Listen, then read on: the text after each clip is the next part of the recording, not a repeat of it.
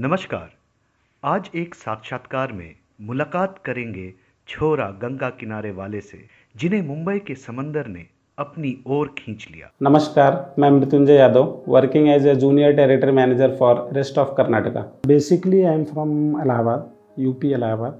I was born there only, and in 2005 I came to Mumbai. So I was working in some like small medical store. From there in 2012, I think in 2012 I joined to Wellness Forever.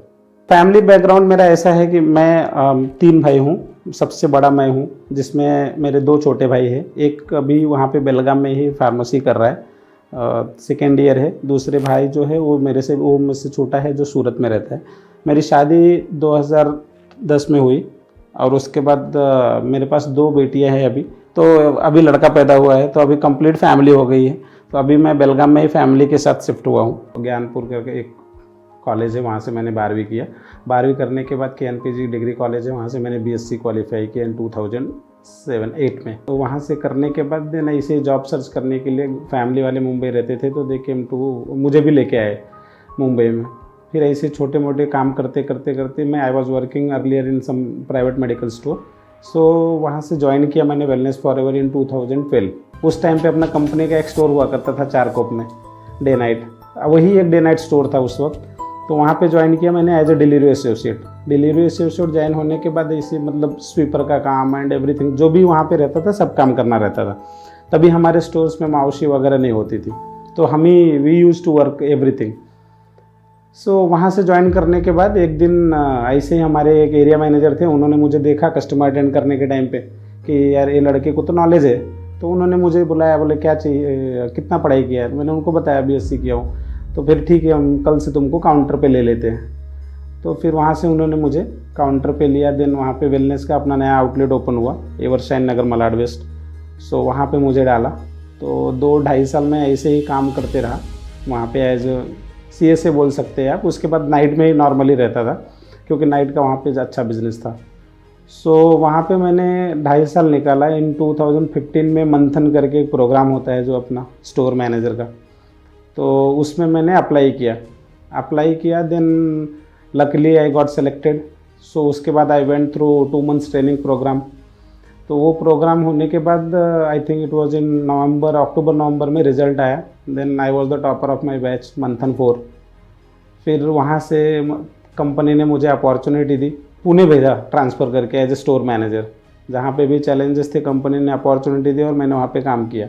काम करने के बाद फिर एक दिन ऐसे ही कुछ ऐसे इंसिडेंट थे. अशरफ सर आए थे, पंकज सर, वो सब वहाँ पे आए थे. तो उन्होंने मुझे अपॉर्चुनिटी दी कि Mrityunjay you work as a junior trainee area manager. So वहाँ से काम करने के बाद उड़ान करके जो प्रोग्राम होता है अपना एरिया मैनेजर के लिए, then I applied in that and I was selected. So I went through the training program. फिर उड़ान क्वालिफाई करने के बाद देन कंपनी ने ही मुझे ट्रांसफ़र किया कि हमारा एक नया टेरिटरी डेवलप करना था वहाँ पे, जो बेलगाम, तो वहाँ पे जाना है आपको. I got a call from Pankaj sir. Then I said okay, no problem sir, आप जहाँ पे भेजेंगे विल गो. फिर मैं बेलगाम गया. एंड बेलगाम में उस वक्त ओनली 2 स्टोर थे, मारुति गली एंड कालीमराई करके एक स्टोर है. 2 स्टोर थे. 2 स्टोर के बाद फिर मैं जब वहाँ पे गया तो काफ़ी पहले मिस मैनेजमेंट था, वो सब चीज़ें थी. नया टेरिटरी डेवलप होता है, जो नॉर्मली इनिशियल स्टेज में जो प्रॉब्लम्स होते सब वहाँ पे थे.